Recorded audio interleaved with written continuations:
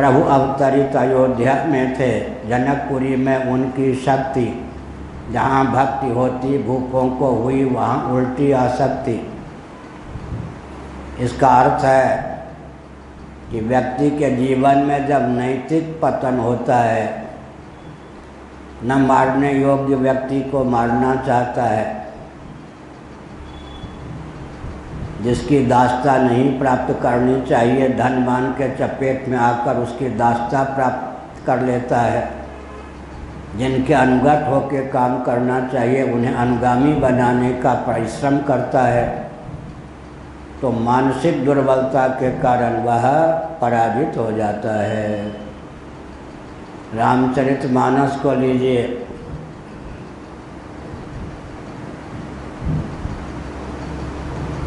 भरत जी ने कई लक्ष्य बनाया, लेकिन जब तक वास्तविक लक्ष्य तक नहीं पहुँचे तब तक जितने लक्ष्य बनाया था उसको कोसने पर भी, उसके वेधन का प्रयास करने पर भी भरत जी को शांति नहीं मिली। उदाहरण के लिए उन्होंने पहले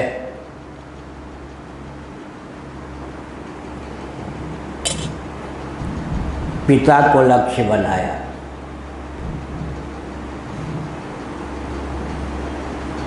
मेरे पिता महाराजा धीराज दशरथ ने आँख मूंद कर तुम्हें वरदान क्यों दे दिया? तुम्हारी कुटिलता का उनको परिज्ञान नहीं था, इसीलिए ना। इसलिए पिता ही दोषी हैं भगवान रामभद्र को अयोध्या से वन की ओर खदेड़ने में। फिर सोचा हाय हाय, किस पर मैं वार कर रहा हूँ? मेरे पिता महाराजा दशरथ जिन पर रीझ कर भगवान पुरुषोत्तम उनके पुत्र बन गए, वे कहीं कोसने योग्य हैं। तब कह दिया वो तो भोले भाले थे। भोले भाले व्यक्ति कुटिल व्यक्ति की कुटिलता को नहीं समझ पाते हैं। पिता को निर्दोष सिद्ध कर दिया। पहले पिता पर कुपित हुए, लेकिन लक्ष्य डगमगा गया। जिसको हम लक्ष्य बनाते हैं कदाचित वह निरीक्षण परीक्षण करने पर प्रामाणिक रीति से लक्ष्य नहीं सिद्ध होता, तब व्यक्ति का मन शांत क्या तब तक नहीं होता जब तक वो लक्ष्य को बदल ना ले।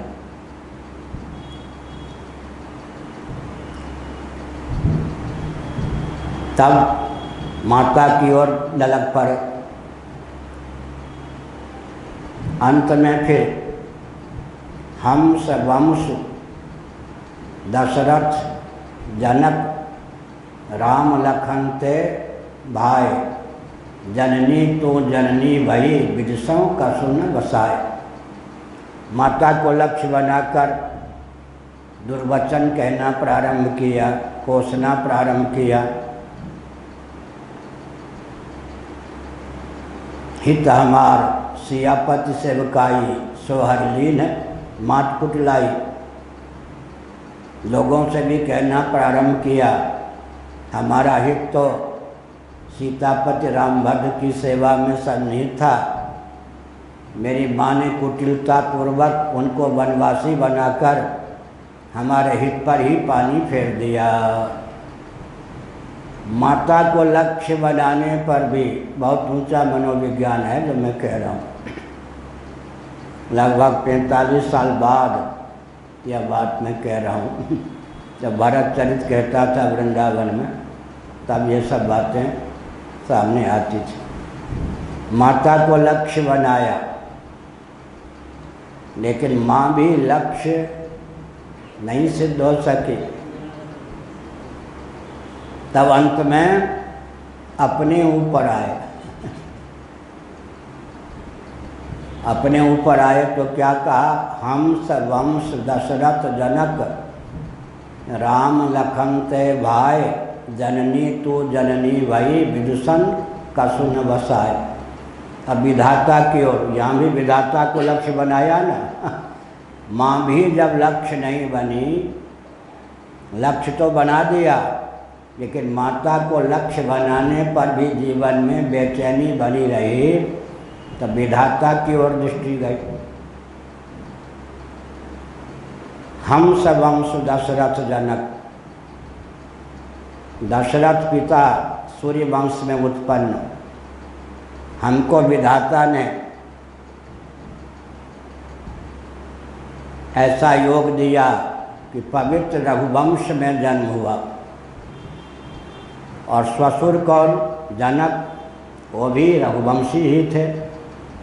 हंस वंश दशरथ जनक, ससुर मिले रघुवंशी, पिता मिले रघुवंशी, पिता मिले रघुवंशी, ससुर मिले रघुवंशी। हंस वंश दशरथ जनक, और भ्राता के स्थान पर राम लक्ष्मण जैसे भाई मिले।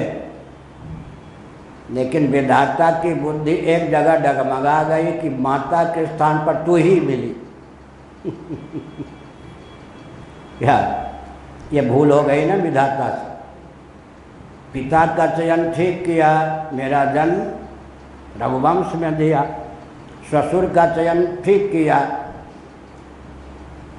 वो भी रघुवंश में, वो भी सूर्यवंश में जन्म। पिता भी सूर्यवंशी, ससुर भी सूर्यवंशी। भ्राता के स्थान पर साक्षात राम लक्ष्मण। माता का मेरे लिए जब चयन हो रहा था तो तू ही मिली विधाता को। अब विधाता पर मेरा कुछ वश नहीं चलता, उसको गाली देकर भी उस तक गाली पहुंचती नहीं। कोई आकाश को गाली दे या थूके, या सूर्य को लक्ष्य बनाकर यूँ थूके तो सूर्य तक क्या लक्ष्य, गाली की पहुंच होगी, थूक की पहुंच होगी, आकाश तक गाली थूक की पहुंच होगी। संकेत कर दिया। विधाता तो व्यक्ति के कर्म के अनुसार ही फल देते हैं। राम विमुख रामद्रोही के गर्भ से जन्म लेने का प्रारब्ध ही न मेरा होता तो विधाता तेरे पेट से ही मुझे क्यों जन्म देता। कौशल्या भी तो थी, सुमित्रा भी तो थी, उन्हीं के पेट से जन्म देता। घुमा फिरा कर अपने ऊपर ही आना पड़ा। मेरे दुर्दैव के दुर्विपाक से ही तू जैसी माता मुझे प्राप्त हुई। क्या संकेत निकला। व्यक्ति काल को, कर्म को, ईश्वर को दोष देता है। जब घटना कोई बढ़िया घट जाती है, सफलता मिल जाती है, सारा श्रेय स्वयं लेता है।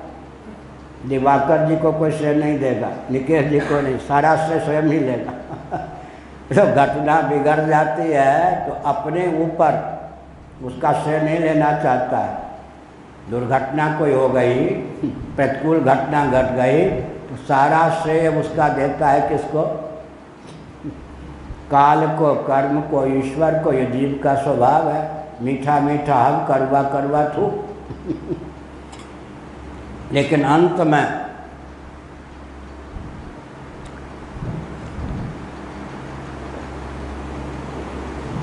घुमा फिरा कर कितने भी चिड़िया उड़े आकाश, चारा है धरती के पास। जैसे उड़ी जहाज को पंछी पूरी जहाज पे आवे। सचमुच में घटना का जो हेतु है, मुख्य हेतु, प्रधान हेतु, उस पर जब तक व्यक्ति की दृष्टि नहीं जाती तब तक अन्य हेतुओं पर वार करता हुआ भी उसे विश्राम मिल जाए, चैन मिल जाए, संभव ही नहीं। नायम जनों में सुख दुख हेतु, न देवतात्मा ग्रह कर्म काला, मनः परम कारण मा मनन्ति संसार चक्रम परिवर्तयेद्यत् श्रीमद्भागवत एकादश स्कंध भिक्षु गीतम अध्याय 23। नायम जनो में सुख दुख हेतु न देवतात्मा ग्रह कर्म काला मनः परम कारणमा मनन्ति संसार चक्रम परिवर्तयेद्यत्। मुझे जो सुख या दुख मिला है, सुख मिला है तो सारा से अपने ही लेना चाहता है। अब दुख की बात करें तो व्यक्ति जन्म पे ये जो मुझे दुख मिला है ना, इसमें इन बाबा जी का हाथ ये बाबूजी का हाथ है। दुख मिला नहीं कि किसी दूसरे पर थोपेगा। दुख की प्राप्ति में अमुक हेतु है। जन्म माने व्यक्ति विशेष। नायम जनो में सुख दुख हेतु, अवान्तर हेतु कोई व्यक्ति हो सकता है, निमित्त कोई हो सकता है। किसी को दुख प्राप्त होता है, उसमें अवान्तर हेतु, निमित्त हेतु कोई व्यक्ति विशेष हो सकता है या समुदाय हो सकता है, लेकिन मुख्य हेतु कौन है? अपना मन। नायम जनों में सुख दुख हेतु किसका वचन है? एक दंडी स्वामी का। कंजूस ब्राह्मण से एक दिन मैंने बताया था, धन इकट्ठा करना, न खाना न खाने देना। अंत में रिश्तेदार, नातेदार, राजा, अग्नि, अतिथि सब कुपित हो गए। अंत में सारा धन स्वाहा, चोरों ने हड़प लिया, डाकुओं ने हड़प लिया, सगे संबंधियों ने लूट लिया, राजा ने कर लगा के लूट लिया, पड़ोसियों ने दबा लिया। फिर धनी होने का जितना प्रयास किया सब पर पानी फिर गया। तब घर द्वार छोड़ के वो दंडी स्वामी हो गया। लेकिन इतना बुद्धिमान था कि अपने क्षेत्र का त्याग करके सुदूर नहीं गया। अपने क्षेत्र में मेरे व्यक्तित्व से सब परिचित हैं कि मैं कंजूस रहा हूँ, न खाता था न खाने देता था। इसी क्षेत्र में दंडी स्वामी होकर घूमूंगा तो सम्मान नहीं मिलेगा, अपमान मिलेगा। सम्मान मिलने योग्य जीवन हो तो गांव घर से बहुत दूर चला जाना चाहिए संन्यास के बाद। प्रायः आप लोगों की बात नहीं है। कानिकुब्ज जब सन्यासी होते हैं तो इटावा, कानपुर, फिर हो गया बाद 4 जिला के वो छोड़ नहीं सकते, बैकुंठ को भले ही छोड़ दे। बहुत से दंडी स्वामियों से मेरा पाला पड़ा है, 58 वर्ष हो गए।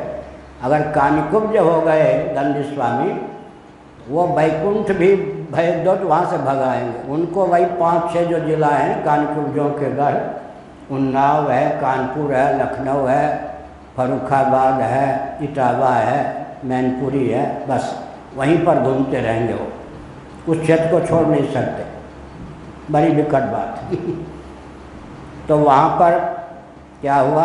तितिक्षु ब्राह्मण, अपमान मिलता रहे। क्षेत्र के व्यक्ति मुझे कंजूस जानते हैं, खूब गाली देंगे। तब वो लोग क्या करते थे? दंड छीन लेते थे, थूक देते थे, मलमूत्र का त्याग कर देते थे, जूठा अन्न फेंक देते थे। यही कंजूस ढोंगी अब बाबा बना है। बाबा कोई रस्सी से बांध देते थे, लेकिन वो मौन था, किसी को कोसता नहीं था, गाली नहीं देता था। कंजूसी के गर्भ से सही वैराग्य तो टपकने दीजिए ना। अपमान के गर्भ से सही वैराग्य तो टपकने दीजिए ना। लेकिन ऐसा वैराग्य टपके कि फिर राग में परिणत न। वैराग्य किसी हेतु से हो जाए, अपमान से हो जाए क्या? तुलसीदास जी की पत्नी ने ताना कस दिया, हार मांस के शरीर में जितनी तुम्हारी आसक्ति है पतिदेव, कहीं राम जी न होती। इसका मतलब डांट के, फटकार के, किसी ढंग से सही वैराग्य हो जाए। लेकिन कसौटी है कि फिर अनुकूल परिस्थिति होने पर भी राग न आ जाए। वैराग्य हो गया तो हो गया। अरे कीचड़ में भी अगर सोने की डली मिल जाए तो सोना ही तो है, हीरा मिल जाए तो हीरा ही तो है, कोयले के खान में भी हीरे की प्राप्ति हो जाए तो हीरा ही तो है। तो तितिक्षु ब्राह्मण किसी को शाप नहीं देता था, गाली नहीं देता था, क्या समझाता था अपने मन को? नायम जनों में सुख दुख हेतु, ये जन मेरे दुख में हेतु नहीं है, न देवता, देवता भी मेरे सुख दुख में, विशेषकर दुख में हेतु नहीं है, आत्मा भी दुख में हेतु नहीं है, ग्रह कुटिल ग्रह ये भी मेरे दुख में हेतु नहीं है, कर्म भी दुख में हेतु नहीं है, हैं सब हेतु, परम हेतु नहीं है, अवान्तर हेतु है, गौण हेतु है, साधारण कारण है, असाधारण कारण नहीं है।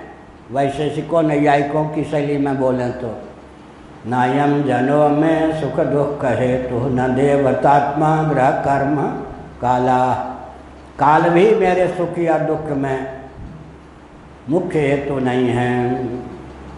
नायम जनों में सुख दुख हेतु, न देवतात्मा ग्रह कर्म काला, मनः परम कारण मां मनन्ति संसार चक्रम परिवर्तयेद्यत्।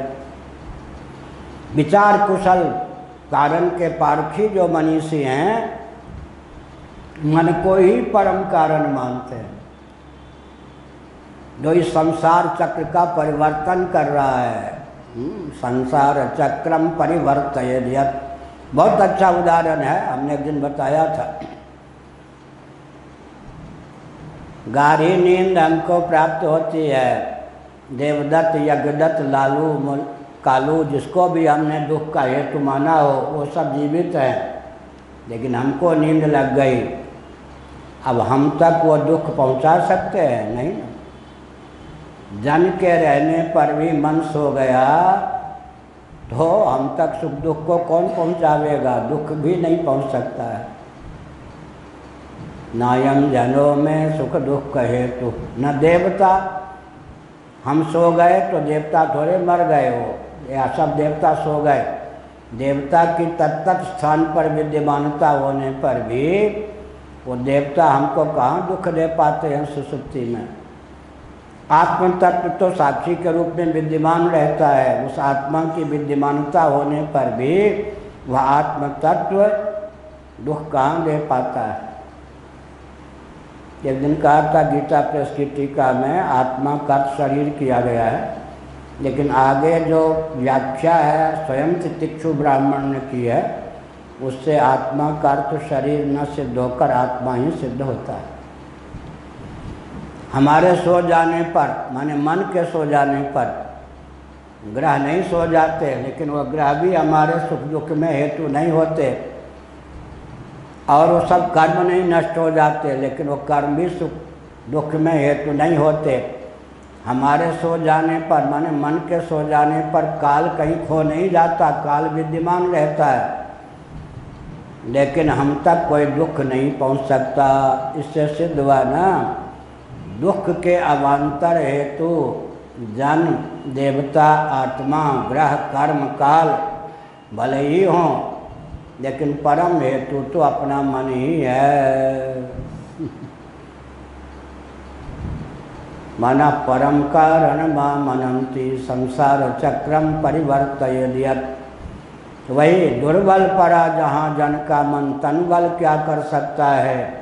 तत्ता लक्ष्य लगता है, वह फिर थकता है। प्रभु अवतरित अयोध्या में थे, जनकपुरी में उनकी शक्ति, जहाँ भक्ति होती भूपों को हुई वहाँ उल्टी आसक्ति। इसका अर्थ है, आ जाइए मिश्र जी, आप कुलपति रहे हैं, ये अभी भी हैं कृषि विश्वविद्यालय बिहार के कुलपति बैठे नारायण। 2-3 साल 2 साल लगभग चातुर्मास पाठ में भी आते रहे, बहुत पहले नारायण। तो हमने क्या कहा, हम हों या आप, बहुत बड़ा मनोविज्ञान है। कोई घटना घटती है, सचमुच में जो हेतु है, परम हेतु है, उसके अतिरिक्त हम किसी अन्य हेतु पर दोष मरते रहें, उस पर वार करते रहें, उस पर कटाक्ष कि बौछार करते रहें, हमको शांति नहीं मिलेगी। परम हेतु पर दृष्टि डालने पर ही शांति मिल सकती है।